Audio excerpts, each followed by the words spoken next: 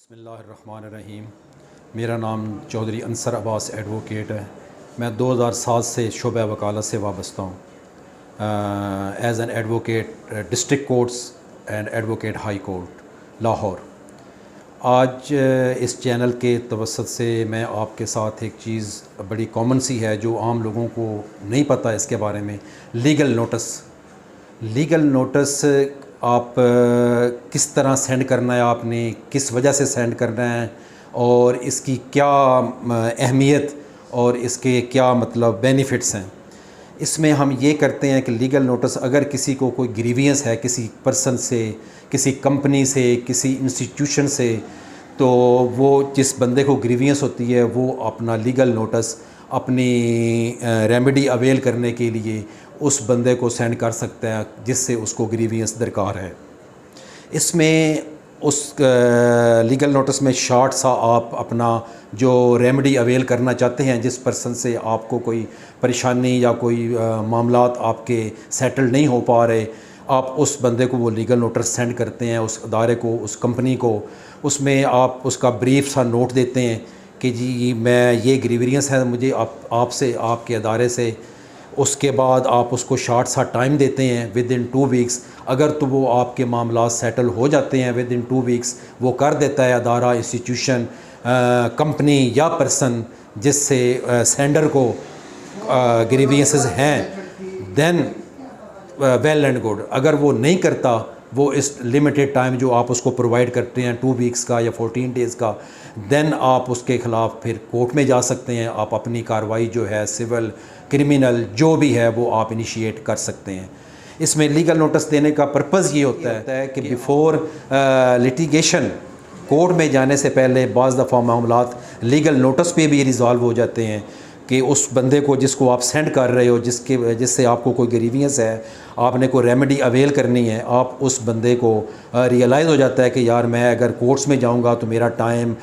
मेरा पैसा वेस्ट होगा, तो बेहतर है मैं इसके साथ रिकनसाइल कर जाऊं, इसके जो मामलात हैं इसके साथ बैठ के मैं सेटल डाउन कर लूँ। अगर वो नहीं होते, इस लीगल नोटिस सेंड करने के बावजूद वो जो टाइम आप सेंडर जो प्रोवाइड करता है विद इन 2 वीक्स का, तो उसके बाद आप इजीली फिर कोर्ट मूव कर सकते हैं। इसमें आप फिर दोबारा अपनी जो कार्रवाई है सिविल भी कर सकते हैं, क्रिमिनल भी कर सकते हैं, जो भी हो वो आप इनिशिएट कर सकते हैं। इसके बाद कुछ केसेस ऐसे होते हैं जिनमें लीगल नोटिस सेंड करना मैंडेटरी है, यानी कि वो मस्ट सेंड करने होते हैं, उसके बाद आप कोर्ट में जा सकते हैं। उसमें सबसे पहले कंज्यूमर कोर्ट एक्ट 2005 है, वो गवर्नमेंट ने जो बनाया है। उसमें अपने हमारे जो सेलर्स और परचेज़र्स के जो हैं एक किस्म के राइट्स का तहफ़्फ़ुज़ दिया गया हो। उनको अगर कोई चीज़ आप ऐसी है कि जो नाक़िस निकल जाती है, आप परचेज़ करते हैं कोई आर्टिकल बाज़ार से, जो भी लेते हैं आप, कोई सर्विसेज रेंडर करते हैं आप, वो आपको समझते हैं कि ये उस लेवल की नहीं है जिस लेवल की मैंने पेमेंट की है, तो आप उस सिलसिले में कंज्यूमर कोर्ट में जाते हैं। उससे पहले उनकी मैंडेटरी प्रोविज़न है इस कंज्यूमर कोर्ट की कि आपने उसको लीगल नोटिस सेंड करना है जिसके अगेंस्ट आपको ग्रीवियंस चाहिए, ठीक है। उसका भी आपने 14 डेज़ का टाइम देना है। अगर विद इन 14 डेज़ आपकी वो रेमेडी, आपका वो जो मामला है वो सेटल कर देते हैं तो वेल एंड गुड, वरना फिर आप उसकी बिना पर वो जो आप परचेज़ करते हैं और लीगल नोटिस साथ लगा के आप अपना कोर्ट में सूट फाइल कर सकते हैं उस कंपनी के ख़िलाफ़, उस दुकानदार के ख़िलाफ़, या जहाँ से भी वो चीज़ परचेज़ करते हैं आप। ये कंज्यूमर कोर्ट एक्ट की एक प्रोविज़न है, मैंडेटरी है कि आपने उसको वो पहले सेंड करना है लीगल नोटिस। उसके बाद पंजाब डेफिमेशन है, कॉपीराइट एक्ट है, उसके बाद आपका क्या कहते हैं प्रीएम्पशन एक्ट है, ठीक हो गया। इस किस्म के फैक्ट्रीज़ ऑर्डिनेंस में भी आपने अगर किसी को कोई है तो वो भी आपने उसमें कंज्यूमर करना है, आपने लीगल नोटिस सेंड करना है पहले उस मुतलका इंस्टीट्यूशन को,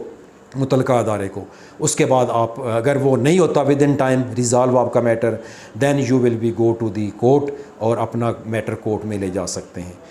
लीगल नोटिस की अहमियत हमारे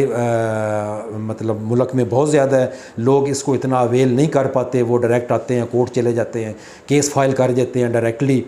ठीक है, वो अपनी जगह कोर्ट में जाना राइट है हर बंदे का। अगर किसी को कोई ग्रीवियंस है तो वो जा सकता है कोर्ट में, और कोर्ट के दरवाजे हर किसी के लिए ओपन है। लेकिन बात यह है कि अगर आप पहले लीगल नोटिस सेंड कर लें, उसमें अगर आपको रेमेडी अवेल हो जाए, आपका रिज़ॉल्व हो जाए मैटर, तो फिर आपको लिटिगेशन में जाने के लिए वो जो आपका टाइम प्लस आपका पैसा, उससे बहुत ज़्यादा मामला से आप बच सकते हैं। बहुत ज़्यादा आपका बेनिफिट हो सकता है इसमें कि आपको मामलात जो हैं वो लीगल नोटिस पे ही सेटल हो जाते हैं। कुछ मामलात होते हैं जिनमें लीगल नोटिस सेंड करने के बावजूद भी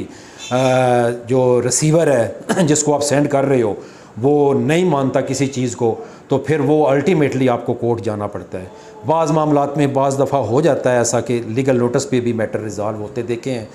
ठीक है, उसमें बहुत ज़्यादा आसानी हो जाती है लोगों के लिए, सेंडर को भी और रिसीवर को भी। जिसने ग्रीवियंस सीख करनी है किसी से, वो अपना लीगल नोटिस पे ही अगर वो उसको हो जाता है कि यार ठीक है, मैं इसके साथ बैठ के अपना रिज़ॉल्व कर लूँ मैटर, मेरा टाइम भी ज़ाया ना हो, मेरा पैसा भी ज़ाया ना हो, मैं बिला वजह की लिटिगेशन में ना पड़ूँ, मैं लीगल नोटिस जो आप ग्रीवियंस बताते हैं उस बंदे को जिसको आप सेंड कर रहे हो, तो वो मेरे ख़्याल में आपको वो अगर हो जाती है तो वो दोनों पार्टीज़ के लिए बड़ा बेनिफिशियल है, बड़ा फ्रूटफुल है कि लीगल नोटिस पे भी मैटर रिज़ॉल्व हो जाते हैं। हमने ख़ुद देखे हैं, कई दफ़ा देखा है हमने कि लीगल नोटिस हम सेंड करते हैं किसी पार्टी को, किसी कंपनी को, किसी मतलब परचेज जिससे हम कोई चीज़ परचेज़ करते हैं या जो भी जिससे कोई ग्रीवियंस है हमें, तो वो बाज़ दफ़ा मामलात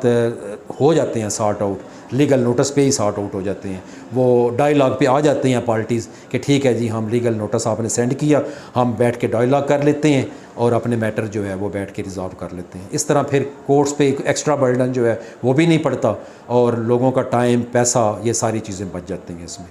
तो इसमें ये है कि किसी को भी इस रेफरेंस से, इस सुनने के बाद लीगल नोटिस के मुतल्लक अगर किसी का कोई क्यूरी हो, कोई क्वेश्चन हो, किसी को कोई हेल्प चाहिए,